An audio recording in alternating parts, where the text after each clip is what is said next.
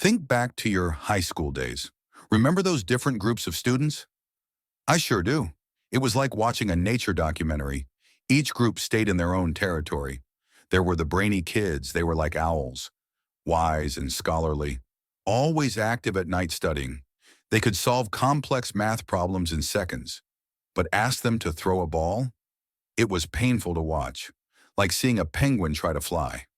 Then there were the athletes. They ruled the sports field like lions. Strong, fast. Everyone respected them. But chemistry class? That was their kryptonite. They looked completely lost, like a fish flopping on dry land. I used to think this division was natural.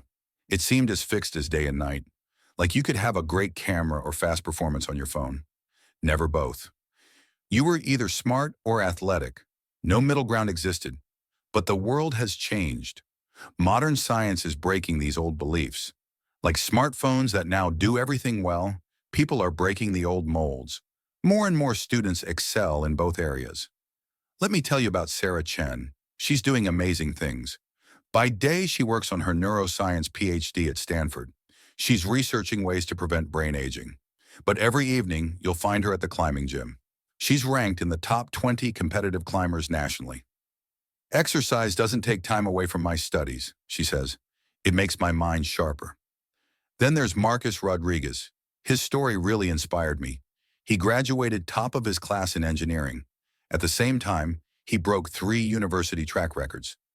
Running clears my mind, he told me.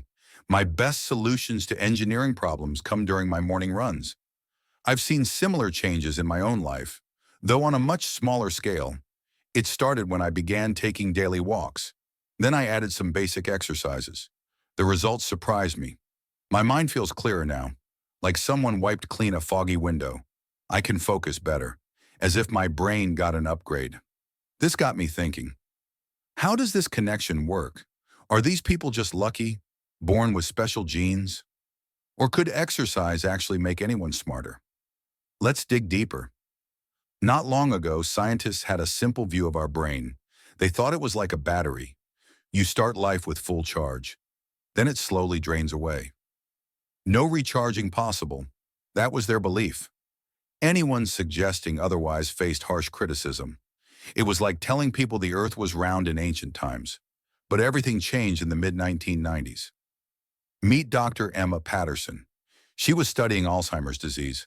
Her discovery changed everything we knew about the brain, like Columbus finding the New World. She noticed something unusual in her patients. Some elderly patients kept their sharp minds. Others declined quickly. The difference? 3 key factors. The first was continuous learning. These people treated their brains like gardens, always planting new seeds of knowledge, reading books, learning languages, solving puzzles. The second factor was belief in themselves. They approached challenges like determined athletes. Nothing could stop them. Age was just a number. But the third factor shocked everyone. It was physical exercise.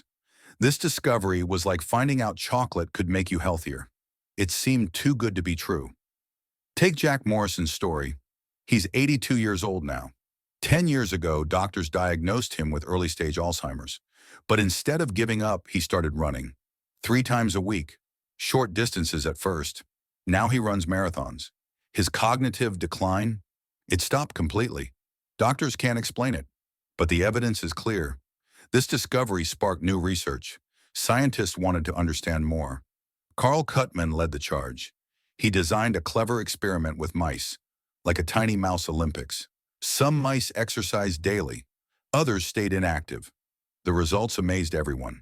The athletic mice developed superbrains.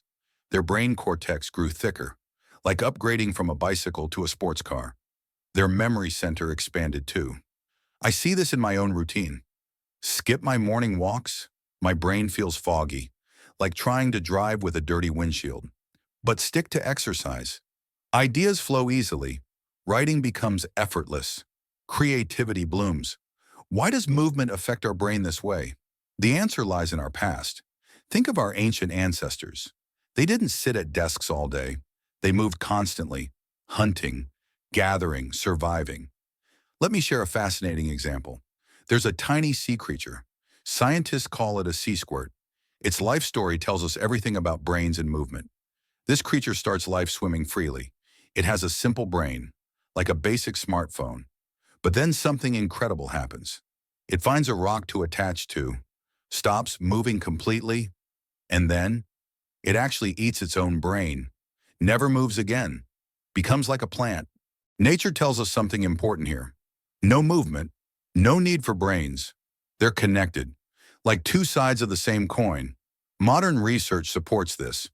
When we exercise, our brain produces something special. Scientists call it BDNF. I like to call it brain fertilizer. Just 20 minutes of exercise boosts BDNF by 32%. Let me introduce you to Lisa Zhang. She's a college student who tested this herself. Before important exams, she goes for a run. Her grades improve dramatically, from C's to A's in one semester. It's like unlocking a superpower, she says. The Naperville school story proves this works on a larger scale. They made exercise their secret weapon. The results? Incredible. Picture this, a typical American school, but only 3% of students overweight. When other schools hit 30%, their academic results, even more impressive. They competed against entire countries, scored first in science worldwide, sixth in math, better than most Asian countries. From a regular American school, exercise made the difference. So what's the best type of exercise? Think of it like cooking. Different recipes for different results. High-intensity aerobic activities work best, like nature's espresso shot for your brain. Running works great, swimming too, but complex movements, even better. Dancing, for example. It's like a full brain workout. Tennis works similarly. Your brain has to think and move at the same time.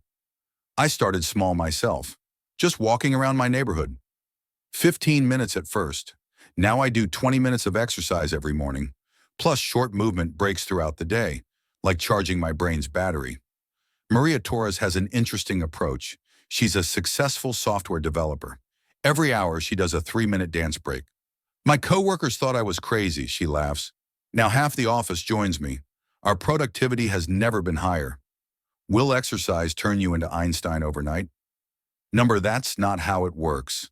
Think of it like preparing soil for a garden. Good soil doesn't guarantee beautiful flowers. But without it, nothing grows well. Our ancestors walked miles every day, hunting, gathering, running from dangers. Their brains evolved for movement, like a car engine designed for premium fuel. It runs okay on regular gas, but it performs best with the right fuel. Today's world is different.